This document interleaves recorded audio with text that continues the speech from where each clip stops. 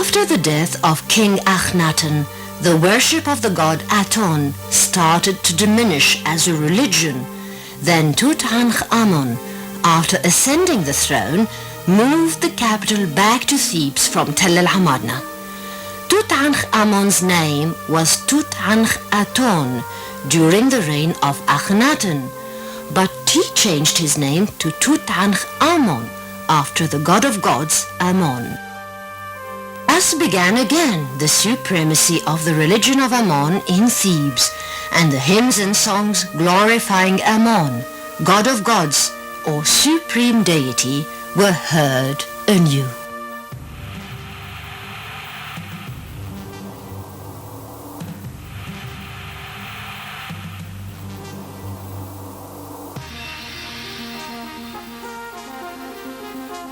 Then came Hatshepsut, who carried out a few changes in the temple building.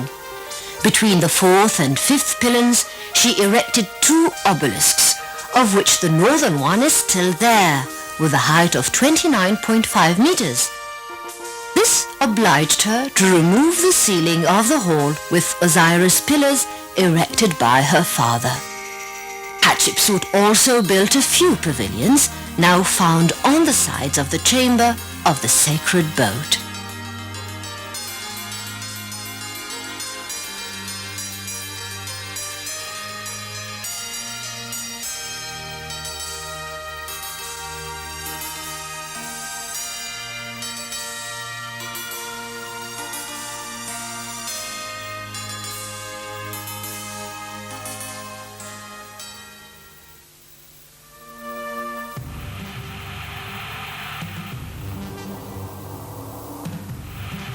Sacred lake which was used for purification and cleansing. The unshaven were forbidden to step into the lake. It is believed that only priests with shaved heads were allowed in its water. We're now visiting the Luxor Museum.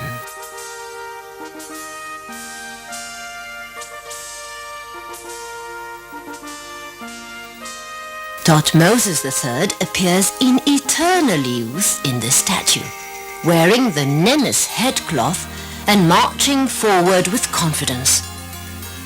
This statue is considered one of the great works of the Egyptian art in the New Kingdom.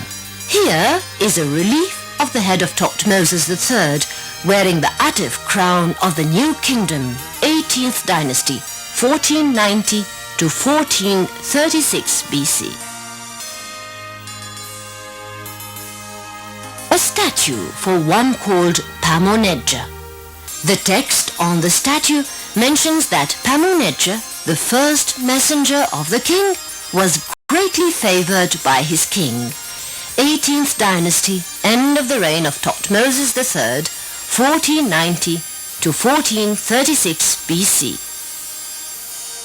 Let us look closely here under the branches of the secret Ima tree, where we find a picture of the crocodile god Sobek, resplendent upon a throne with a deity called the goddess of the breeze, accepting prayers from Bia, the high priest of the god Sobek. We also see some texts.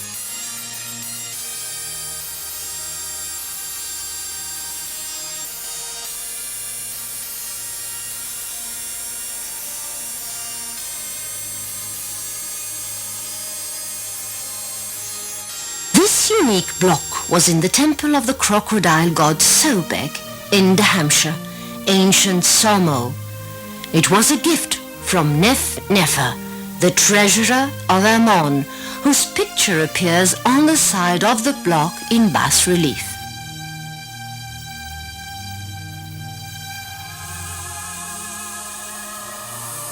A statue of Amenhotep III with the crocodile god Sobek.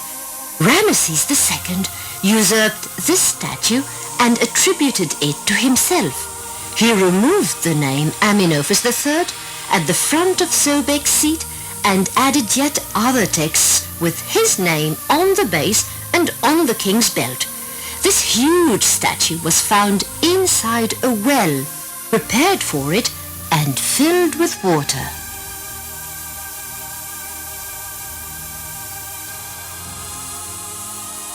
This is a stela which glorifies the victories of King Kamose over Apophis, king of the Hyksos. It tells of the king's victory in Avaris, the Hyksos capital in the delta, and his triumphal return to Thebes. Those boats were supplied by Tutankhamun for his tomb. They were meant to transport his soul from his tomb in Thebes to Abydos, the center of worship of Osiris, Lord of the Dead. When Tutankhamun was buried in his tomb in the Valley of the Kings, he was supplied with a fleet of models of ships and boats numbering not less than 22 vessels. This papyrus describes the Egyptian belief that the sun dies every night to be reborn the following morning. They also believed that every good soul is born anew to live an eternal life after death. This papyrus depicts the hieroglyphic sign that symbolizes the West, out of which two hands arise carrying the sun disk to the netherworld. The ancient Egyptian belief in life after death was similar to the rising of the sun the following day. A statue of the scribe Amenhotep, son of Hapu in the reign of Amenhotep III. The goddess Sekhmet, whose worship flourished in the New Kingdom period. Akhenaten claims that he was the founder of that style of art represented in such a head. This painting, found in the temple of Karnak, is from the reign of Amenophis IV, who later became Akhenaten, meaning faithful to the god Aton, who resides in the sun's disk. This painting depicts a scene of activity of Egyptian workers attached to the temple and workshop. There are some scenes of the king worshipping the sun's disk, Aton, and some with his wife, Nefertiti.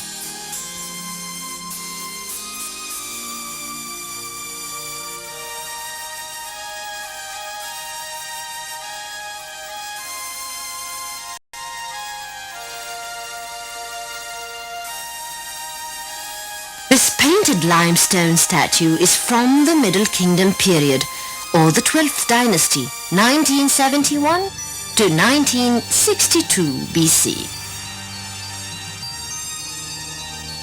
A sarcophagus decorated with bright colors and design from the 21st to the 23rd dynasties, 1080 to 750 BC, beginning of the late period. Head of a colossal statue. This is one of the last additions to the temple built by Amenhotep III in the Karnak area. This is the head of a cow, representing the deity Tauret, one of the forms of the cow-headed goddess Hathor from the tomb of Tutankhamun. A statue of the god Ammon with the face of Tutankhamun.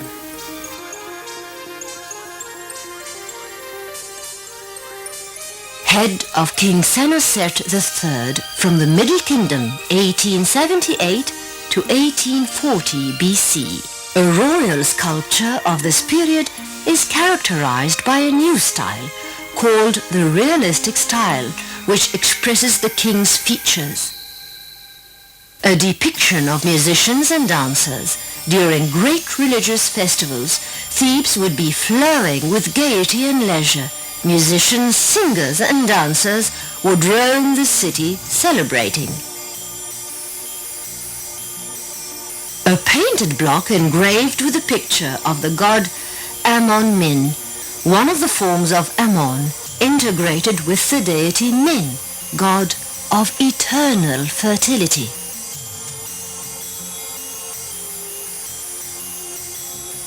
Bust of King Amenophis II, it is 110 centimeters in height, dates from the New Kingdom, 18th dynasty, 1439 to 1413 BC.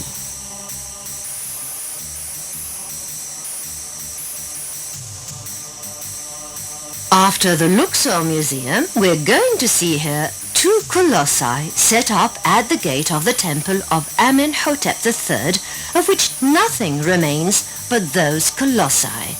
Each one is a statue of King Amenhotep, seated on a square throne with a low pedestal.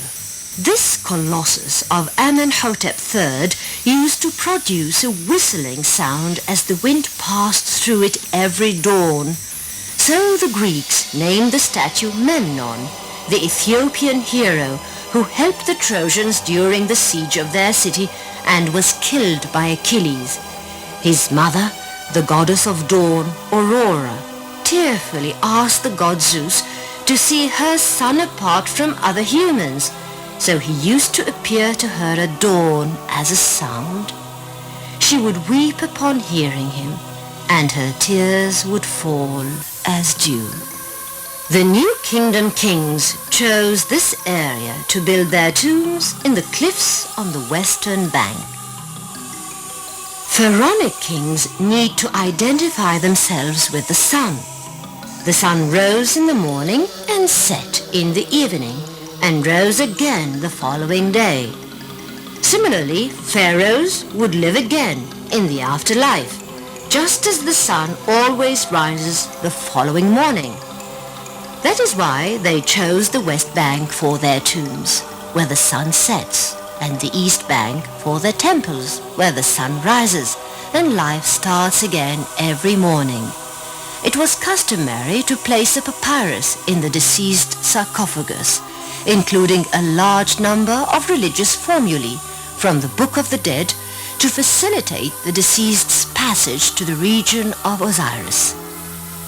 There were some scenes and texts indicating the trial of the dead, drawn or written on papyrus sheets wrapped around the mummy and also on the walls of the tombs and the sarcophagi. The tomb of Tutankhamun, which was discovered intact by Howard Carter in 1922 after surviving looting by robbers for 3,350 years. Here we see King Ai performing the last religious rites for Tutankhamun, known as the opening of the mouth ceremony. The tomb of Ramesses VI, which includes scenes from the Book of the Netherworld. The ceiling of the tomb is decorated with scenes of Nut, goddess of the sky. According to tradition, a papyrus was placed inside the sarcophagus of the deceased with a great number of religious spells. Those spells from the Book of the Dead facilitated his passage to the paradise of Osiris. There are some scenes and texts which refer to the final judgment written or painted on a papyrus covering the body of the deceased or on the walls of some tombs and sarcophagus.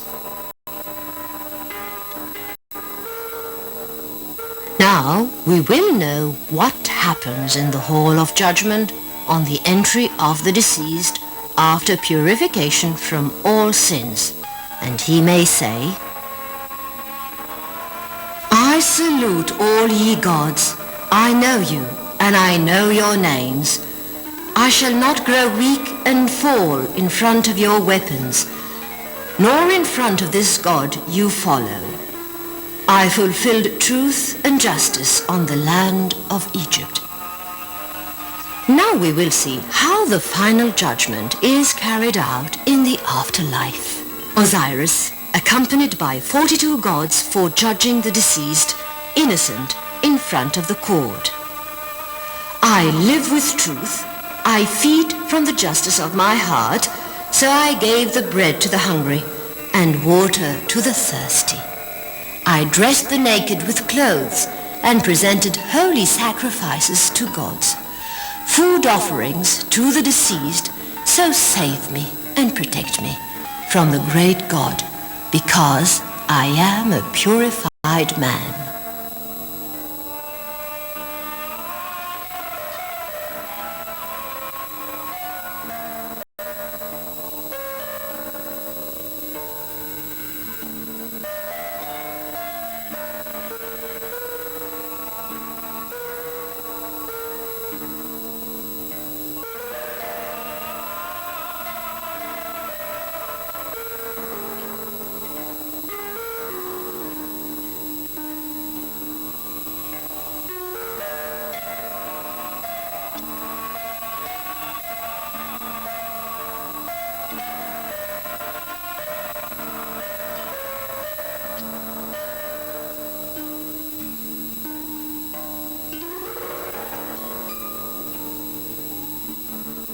of Amenhotep II. The burial chamber has been decorated with bright columns, and it appears as if it is a huge open papyrus roll with scenes and texts from the Book of the Afterlife.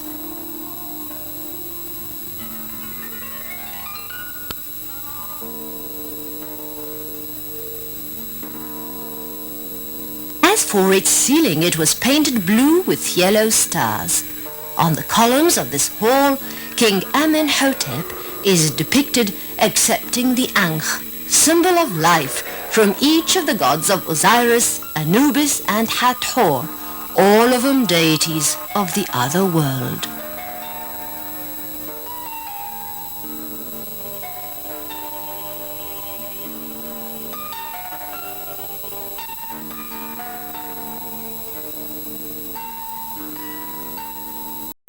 Another famous tomb is that of Hormoheb. It includes beautiful scenes with painted details. The discovery of this tomb is considered to be one of the greatest discoveries prior to that of the tomb of Tutankhamun. It was found by the American archaeologist Theodore Davis and his assistant on the 25th of February 1908. The tomb of Hormoheb at the Valley of the Kings was not the first to be built by him, as he had an earlier one that was prepared at the beginning of his life when he was an officer at Saqqara. Blocks from his Saqqara tomb can be found in various museums: Leiden, Berlin, London, Paris, Vienna.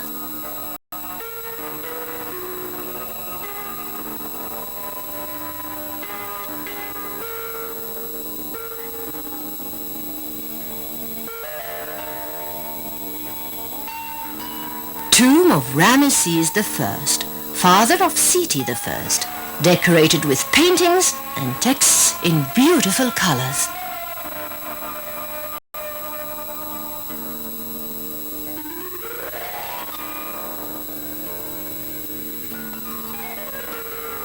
A Nile cruise heading to Abydos to make a pilgrimage ritual.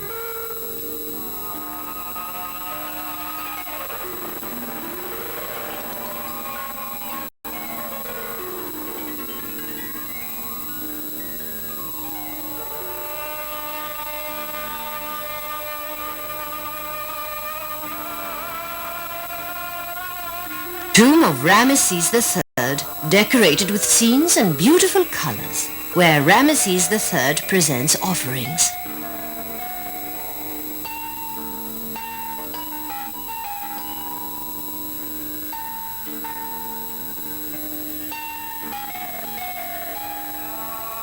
A boat carrying the mourners during the passage of the deceased to the western bank to set the funerary rituals before him with offerings.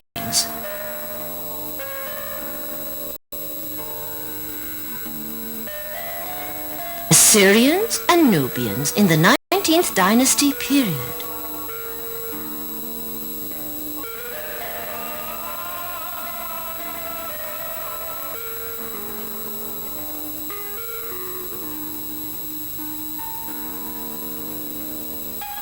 Depictions of the god Anubis, god of the dead. Sennacherib and his wife seated in the fields of the afterlife during the crop harvest.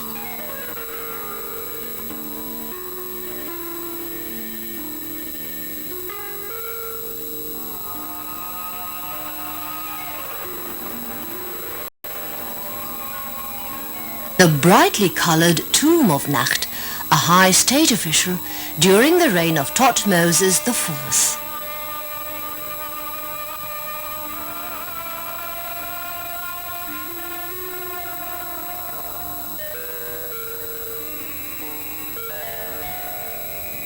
The tomb of Ramose is one of the largest tombs built for high officials at the end of the reign of King Amenhotep III and beginning of the reign of Amenhotep IV, or Akhenaten.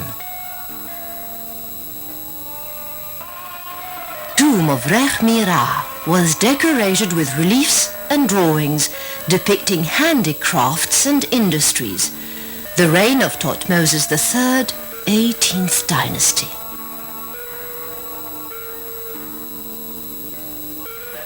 The tomb of Nefertari, wife of Ramesses II. The artist excelled to perfection in coloring those scenes and in precise, bold lines, especially the scenes depicting the beautiful queen.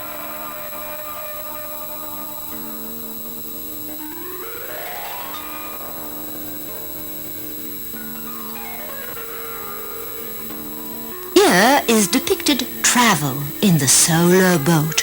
It includes the dead persons led by Isis and Khipri.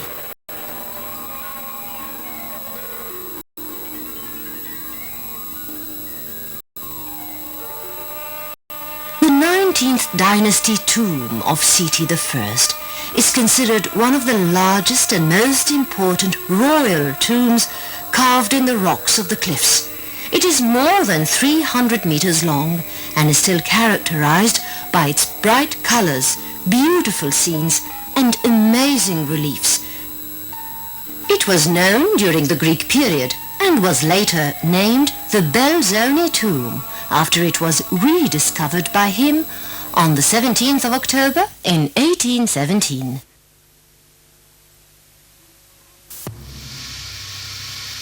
The architect Senmut constructed in the mountain cliff a commemorative temple for Queen Hatshepsut on 3 main levels in the form of terraces surmounting each other.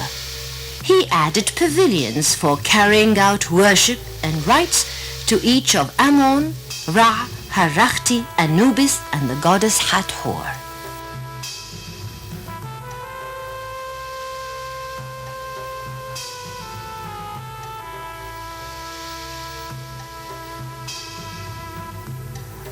The temple was not used to prepare religious and funerary rites for the queen herself or her father Thutmose I, or even his second wife Queen Ahmose, but it was dedicated primarily to the worship of the great god Ammon, god of Thebes.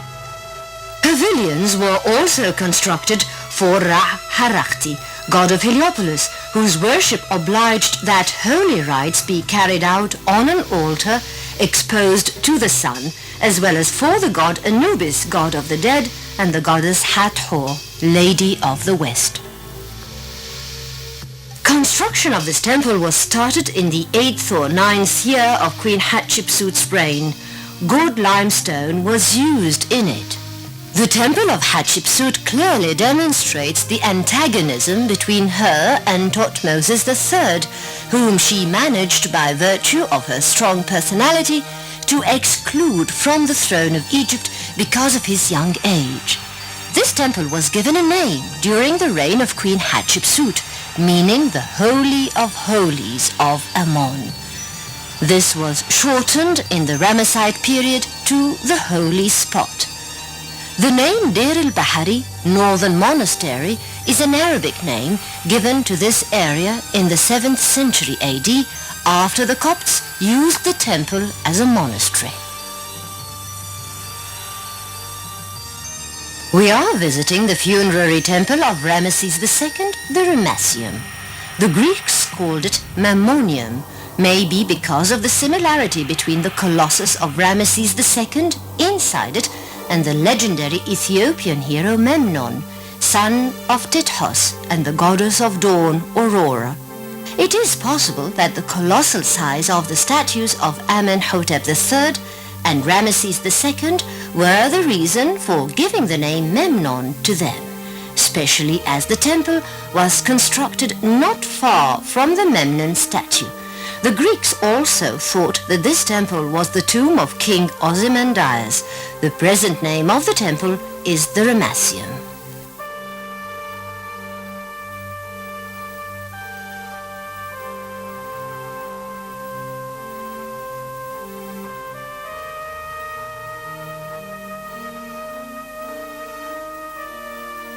The first pylon of the temple, the famous Battle of Kadesh, is inscribed on its interior facade with text and figures. Ramesses always used to record his victories on the walls of any temple he built, and especially the Battle of Kadesh, which dates from the 5th year of his reign.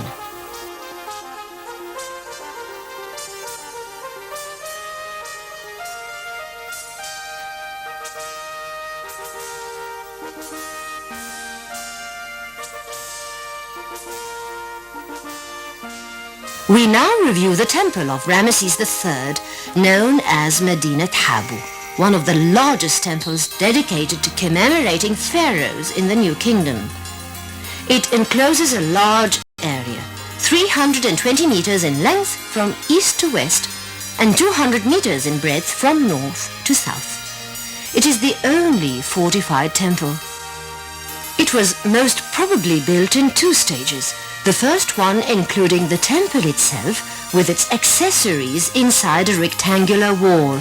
The second stage started in the second half of Ramesses III's reign, when the outer wall with its 2 large fortified gates in the east and west was constructed.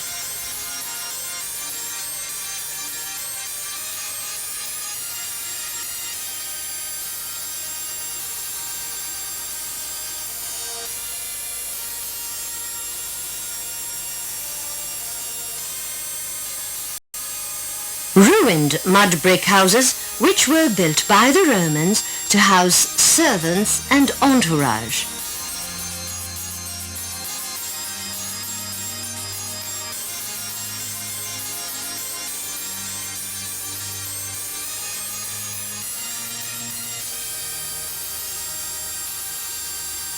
Here to the north and south of the temple, we see the houses of the priests, state officials and slaves. Those houses used to hold about 2,500 persons. And here we see that Ramesses III has recorded his military battles and victories on the outer walls of the temple. This was a common tradition during the Ramesside period. This first courtyard was decorated with columns, with some figures and inscriptions in beautiful colors. The walls too are not devoid of beautiful inscriptions and drawings in bright, attractive colors.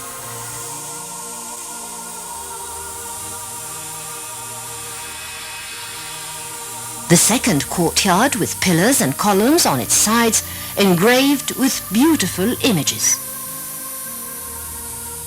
An image of the winged sun disk.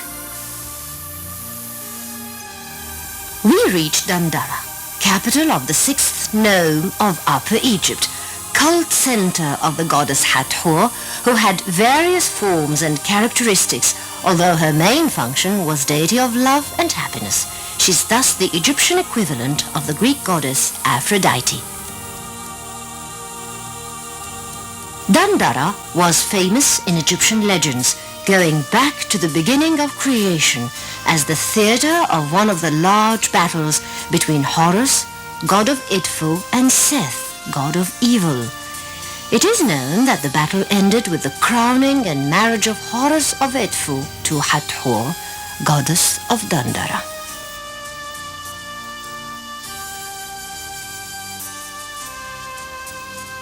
Hathor is represented in ancient Egyptian religious art in the form of a woman with a cow's head and the sun's disk between the horns on her head.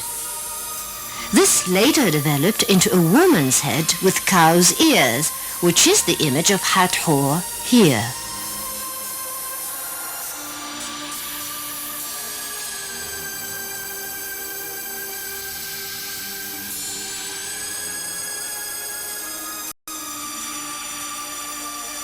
With the spread of Christianity, some temples were converted to churches, where rites and rituals of the Christian religion were performed.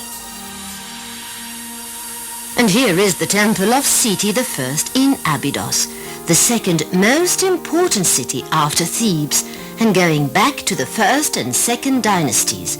According to legend, the tomb of Osiris, god of the dead, who became a symbol for the dead king, is in Abydos. It became the duty of Egyptians to visit the tomb of Osiris in order to regain their bodies and enjoy the presentation of offerings at the tables of the gods in sacred places.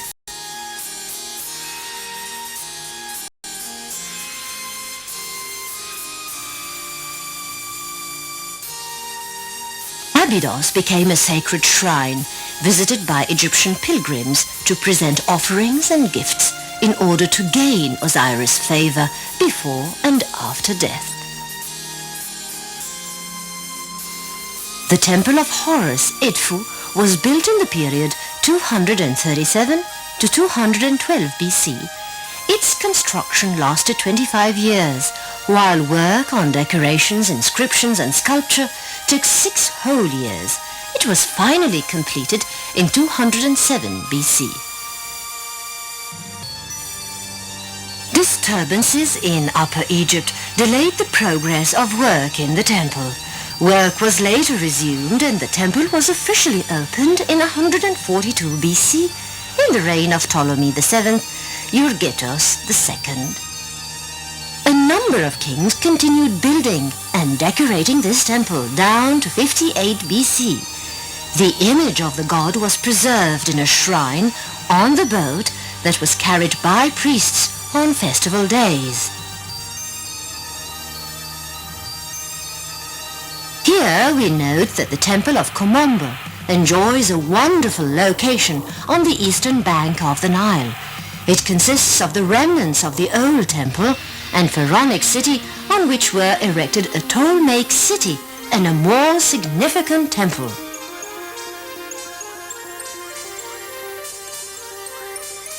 Komombo's main fame lies in the double temple of Harioris Sobek. Legends tell us how Sobek ousted his brother Horus from the town and how all the inhabitants followed him to exile. When Sobek was left with no one to tend the fields, he resorted to his magic and summoned up the dead to carry out his work. They obeyed him, but they sowed gold and money instead of grain, so the land dried up and became a desert without plants or water. It appears that the reason behind the sudden growth, prosperity and importance of Komombo is that the Ptolemies established a large number of permanent military posts along the Red Sea coast, as well as the increase in traffic on the Nile. We see the island of Philae, Anasilugud. It's a small rocky island in the center of the Nile. It is composed of rose granite covered with Nile silt at different levels.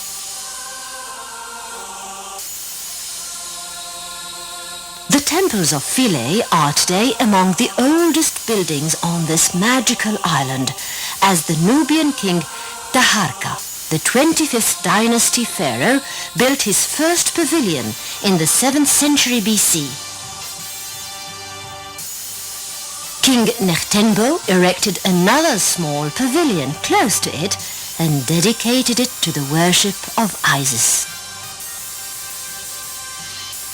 It is odd that the worship of Isis was popular in this area, which used to revere the god Khnum, deity of the island of Elephantine.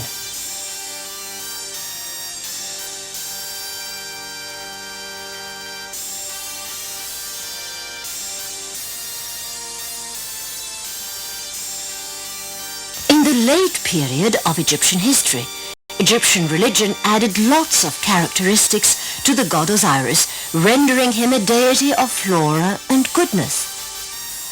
It was said that parts of Osiris' body were buried on Biga, a small island close to the Philae. Isis used to visit her husband on his island in grand festivals more than once a year.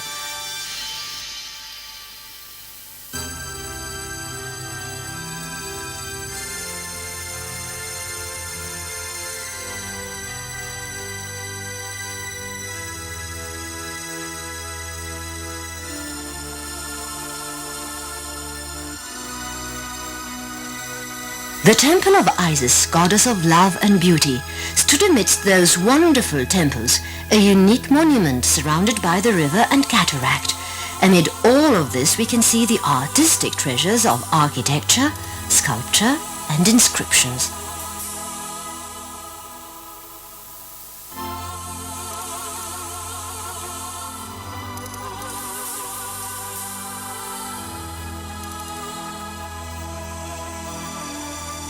The temple of Ramesses II in Nubia, in Abu Simbel, one of the greatest, largest, and most stupendous works achieved by an Egyptian architect throughout history.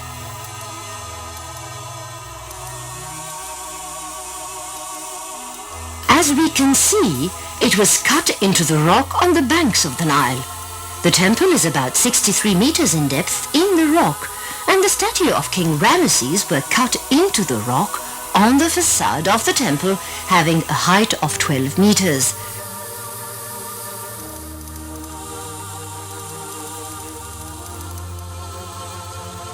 This temple was dedicated to the sun god Ra-Harakhti, to Ptah of Memphis, to Amon-Ra, and to Ramesses himself. At the vernal and autumnal equinoxes, the sun falls on the site of the temple, which is directed several degrees to the south. This allows the sun to shine directly on the face of Ramesses II inside the temple on the 22nd of October of each year. Ramesses II decorated the walls of his temple with his many achievements, military conquests, battles, and punishing of captives. He was a strong, stubborn warrior king who reveled not only in victory, battle, and rule, but also in conquering the hearts of women. He married 8 wives and had 96 sons and daughters. Queen Nefertari had a special place in Ramesses II's heart and was his favorite and most beloved wife. So he ordered his architects to build this temple for her in reverence to the goddess Hathor. Egyptians used it as the main center for Egyptian religion in Nubia. Queen Nefertari had an effective role in Ramesses II's life because of her intense beauty and intelligence. Her name means beauty of beauties in the Egyptian language.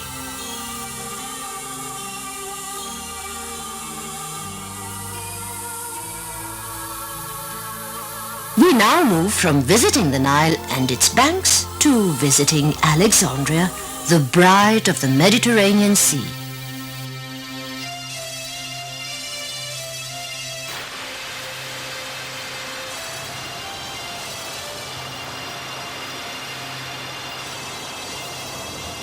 We see some boats floating around in the Mediterranean. Nowadays, modern people of Alexandria have the same habit of taking boat rides as a kind of entertainment, especially before sunset.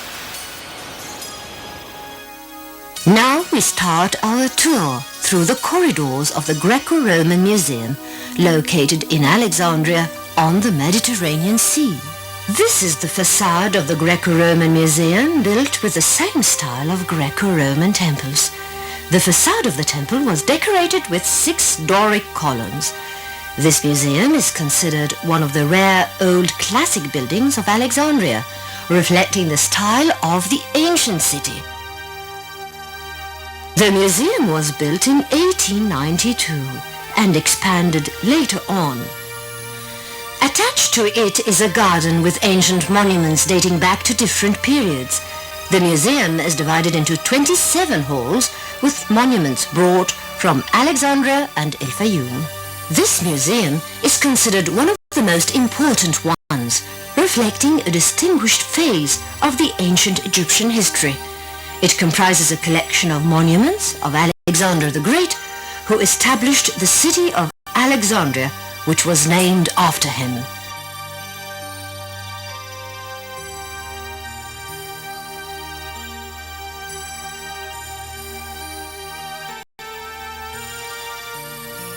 There is a head of Alexander the Great, made out of red granite with its different style from that of the ancient Egyptian art. The wonderful technique of the sculpture can be easily noticed.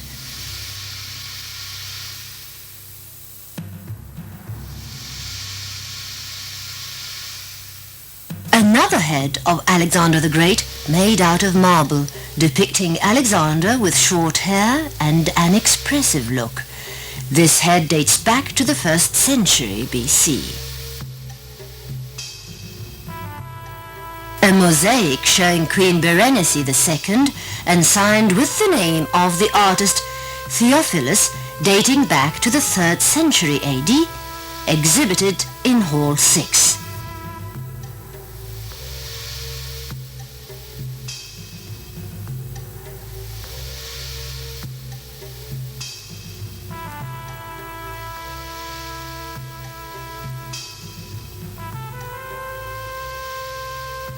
The queen is dressed as a warrior. On her head is a shape similar to a boat, and in her hand she is holding something similar to an oar. Most probably, those symbols refer to the city of Alexandria due to its location on the sea.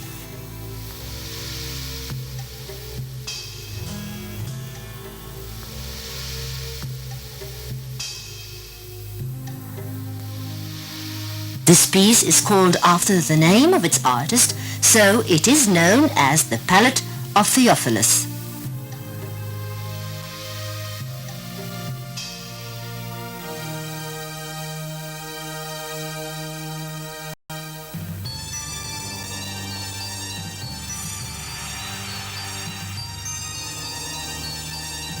A marble statue of Serapis in human form. The god Serapis is represented in the form of a middle-aged man wearing a Greek tunic, and on his forehead are his famous 5 tresses of hair. He is carrying a modus on his head.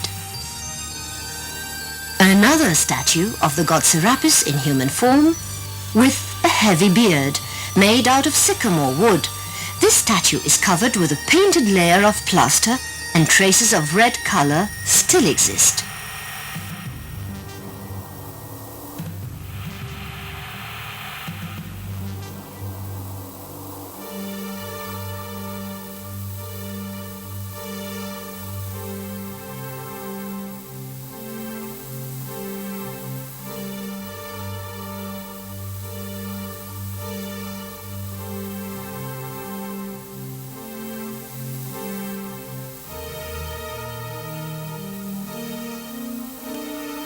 A white marble statue of the goddess Isis, who was worshipped in Alexandria in the Greco-Roman period. She was the wife of Serapis and bore him their son Harpocrates. In the Roman period, goddess Isis was considered the goddess of the ancient world. This statue was brought from the temple of Ras el-Soda in Alexandria.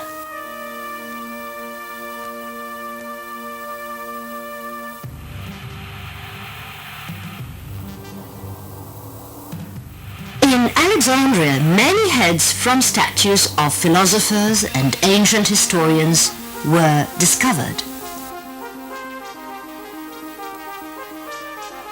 A bust of Socrates, one of the famous philosophers of ancient Greece.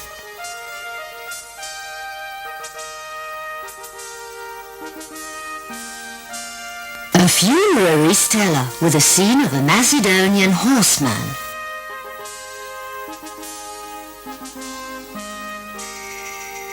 A funerary stela made of limestone in the form of the front of an ancient Egyptian temple. The deceased is standing in his Greek dress.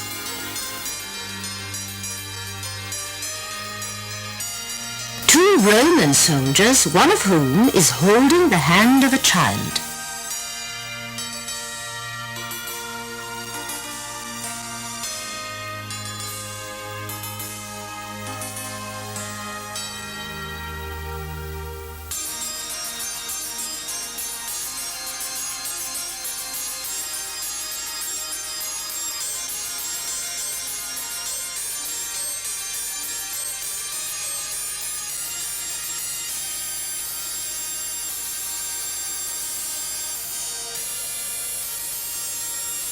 earlier scene of a mermaid wearing the clothes of goddess Sphinx. Arsinoe II and Ptolemy IV.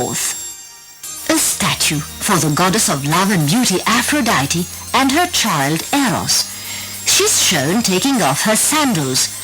This statue is considered a sample of the artist's way of expressing the movements of the body. The goddess Aphrodite played a great role in the history of Egypt and because of love led Cleopatra VII to lead the world. The best example of this is her relationship with Julius Caesar, who forgot his duty towards his country and remained beside Cleopatra in Egypt for a long time.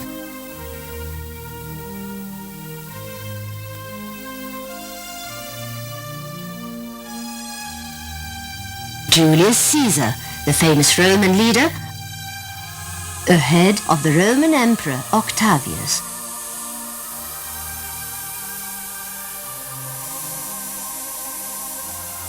Head of one of the queens. A marble head of the Roman Emperor Hadrian, who visited Egypt and made 2 tours down the Nile. He erected the city of Antinopolis, nowadays Al-Sheikh Ibada, as a commemoration for his friend Antonius, who was drowned in the Nile in the same city. The Roman Emperor Hadrian was the first to have a beard, since he was greatly influenced by the Greek civilization. A stone sarcophagus painted on 4 sides with scenes for Greek gods, such as Dionysus, god of wine. He looked at the sleeping Adrian and fell in love from the first sight, then married her. The lid of the sarcophagus takes the form of a Greek altar.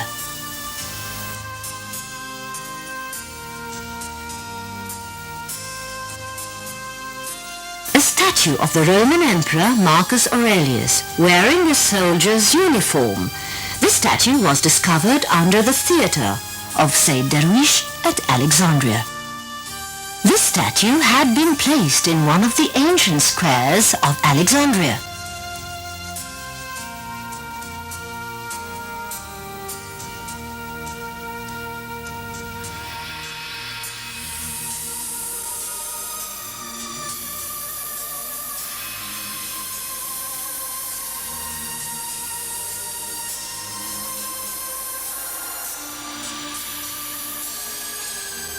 On the belt of the emperor there's a cross, since he was the first emperor to convert to Christianity, and then the new religion spread throughout the country. After the Greco-Roman Museum, the tour will see the important archaeological sites of Alexandria. Here we can see one of the squares of Alexandria crowded with people, cars and different means of transportation.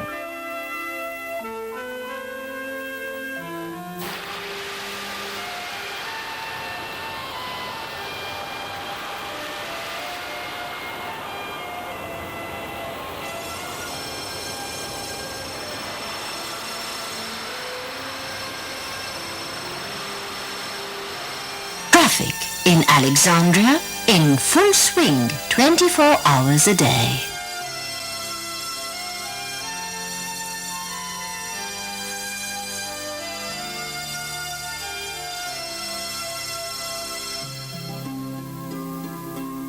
Some of the young people jogging.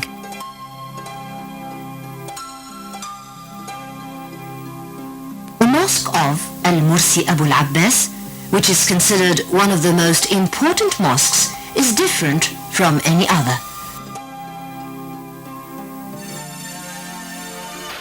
Then the nice buildings of Alexandria along the coast of the Mediterranean.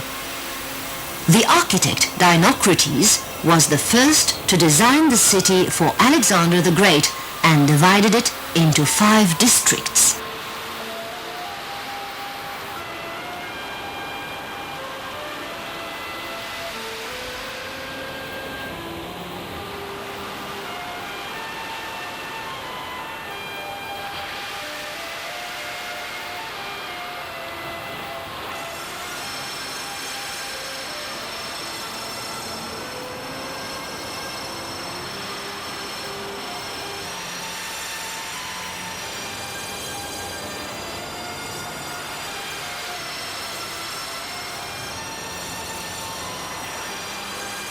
and boats used by the people of Alexandria as their means of entertainment down by the sea.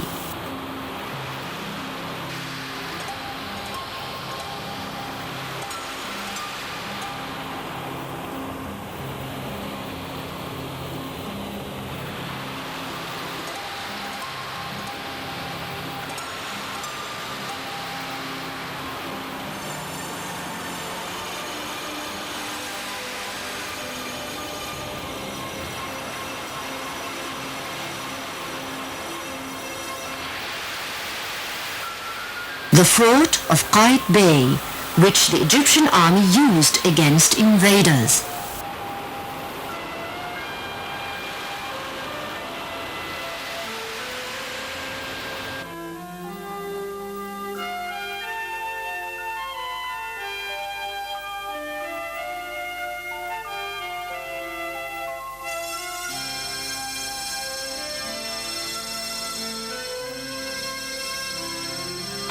Here, the fishermen took this part as a marina for their boats.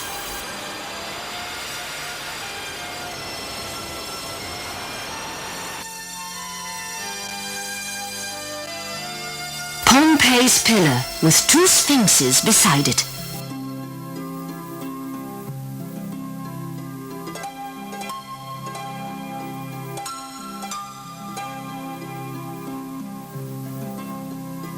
After our visit to Alexandria, located on the Mediterranean Sea, we moved to Sinai.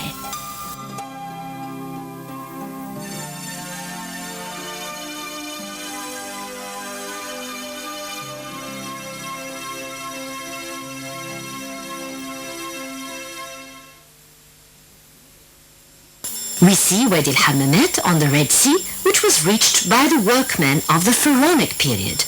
They left those drawings on the huge rocks with some hieroglyphic inscriptions and relief expressing their daily life.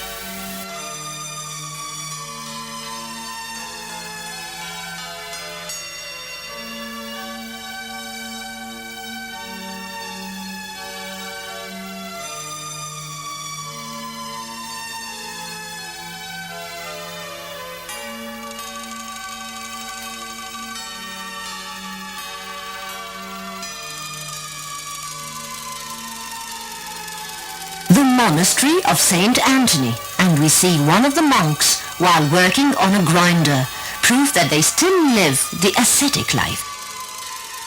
The church inside the monastery, in the middle of which there's a lamp from ancient times, and on the walls a number of icons.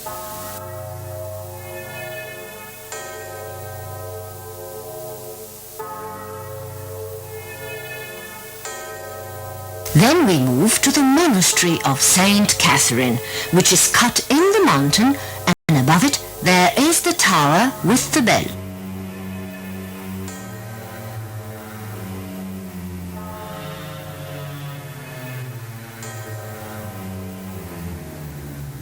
The well of Moses, crowded by people to drink from it and gain blessings, some icons for Jesus Christ.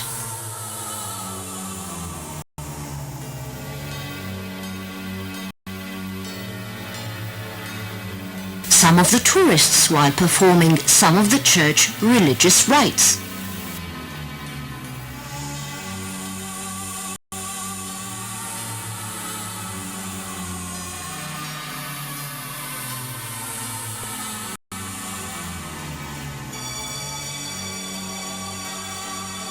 From here we can see the monastery from up above on the mountain.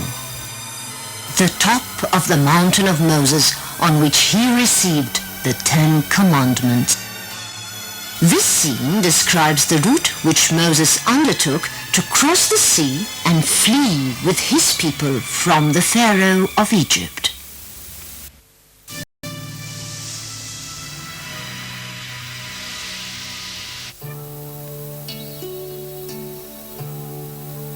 We can see the Red Sea in the city of Hurghada, where aquatic festivals with sailing boats are held. In Ras Muhammad, we see the characteristic underwater coral reef with great variety and color, as if presenting a fashion show in an undersea carnival, dancing to musical tunes and melodies.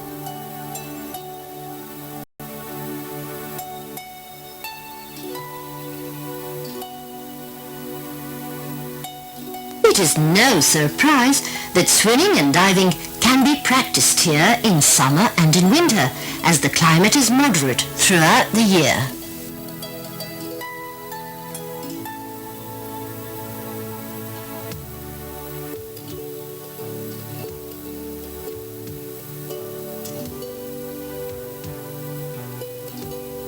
This region is visited by a large number of tourists from all over the world, as they enjoy its sun, warm in winter, moderate in summer, as well as the golden color of the sea washed by the sun at sunset.